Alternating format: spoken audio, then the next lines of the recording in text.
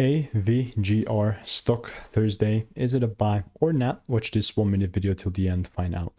So AVGR Stock, a very interesting name, but I'm so interested about the previous performance, which was 125% up on Tuesday.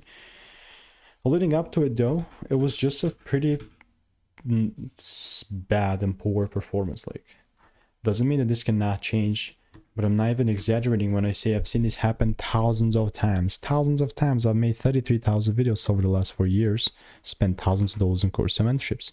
With AVGR specifically, I'm only going to short though. Like, this doesn't mean that I'm also going to short.